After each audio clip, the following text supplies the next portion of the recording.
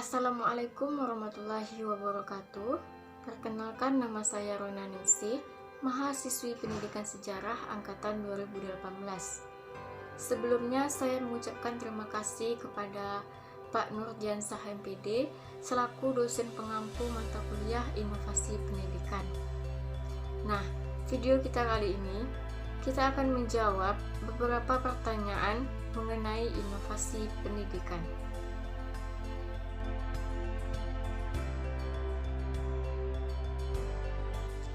Jawaban yang pertama, pada saat zaman sekarang ini, yang lebih tepat digunakan yaitu istilah innovation. Hubungannya dengan modernisasi adalah kedua-duanya merupakan perubahan sosial. Inovasi itu suatu ide, barang, kejadian, metode yang dirasakan atau diamati sebagai suatu hal yang baru bagi seseorang atau sekelompok masyarakat.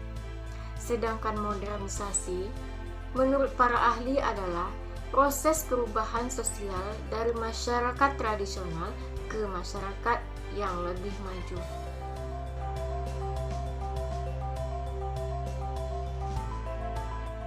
Jawaban yang kedua, model proses inovasi yang berorientasi pada individual.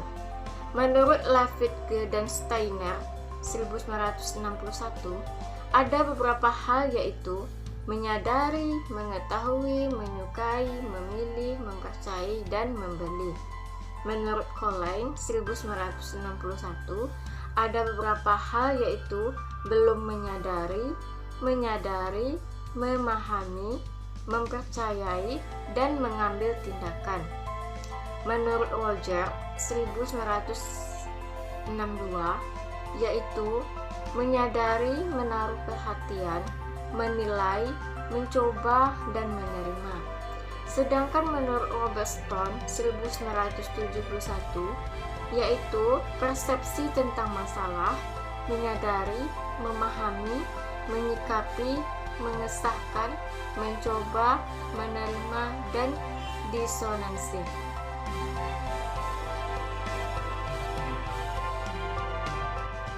Jawaban yang ketiga, perubahan tersebut merupakan inovasi karena inovasi ini proses yang akan terus terjadi didorong oleh adanya faktor luar dan faktor dari dalam diri manusia sendiri, serta adanya interaksi antara keduanya.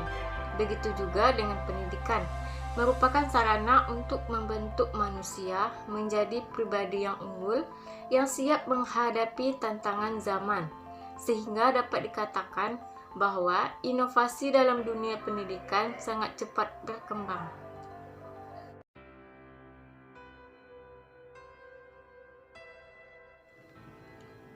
Jawaban yang keempat, Ki Hajar Dewantara mengatakan bahwa pendidikan adalah tempat bersemayamnya benih-benih kebudayaan. Untuk itu, perlu dua hal kita lihat. Yang pertama adalah kodrat alamnya, dan yang kedua kodrat zamannya. Kodrat alam ini merupakan tempat di mana masyarakat berada, dan itu sangat mempengaruhi bagaimana budaya dibentuk dan perubahan apa yang harus dilakukan. Meskipun alamnya sama, tapi zamannya berbeda, akan membawa perubahan yang berbeda pula.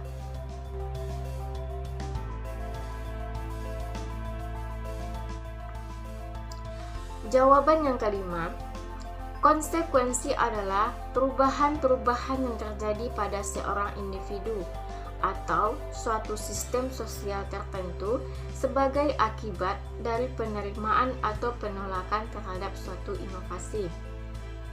Salah satu contoh konsekuensi inovasi dalam pendidikan adalah pemanfaatan sarana teknologi informasi dalam bidang pendidikan.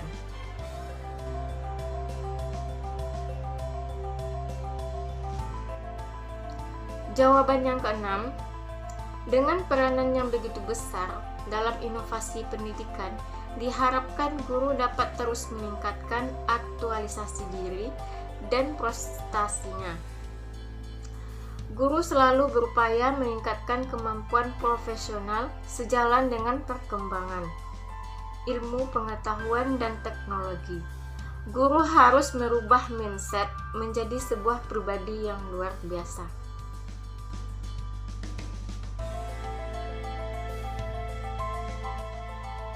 Jawaban yang ketujuh, dalam rangka melaksanakan pembelajaran aktif, inovatif, kreatif, dan efisien, guru perlu memperhatikan beberapa hal. Yang pertama, memahami sifat yang dimiliki siswa. Yang kedua, memahami perkembangan kecerdasan siswa. Yang ketiga, mengenal siswa secara perorangan. Yang keempat, memanfaatkan perilaku siswa dalam pengorganisasian belajar. Yang kelima, mengembangkan kemampuan berpikir kritis, kreatif, dan kemampuan memecahkan masalah. Yang keenam, mengembangkan ruang kelas sebagai lingkungan belajar yang menarik. Yang ketujuh, memanfaatkan lingkungan sebagai sumber belajar. Yang kedelapan, memberikan umpan balik yang baik untuk meningkatkan kegiatan belajar. Dan yang kesembilan, membedakan antara aktif fisik dengan aktif mental. Sekian jawaban dari saya. Terima kasih atas perhatiannya. Mohon maaf segala kekurangannya. Wabillahi taufiq wal hidayah. Assalamualaikum warahmatullahi wabarakatuh.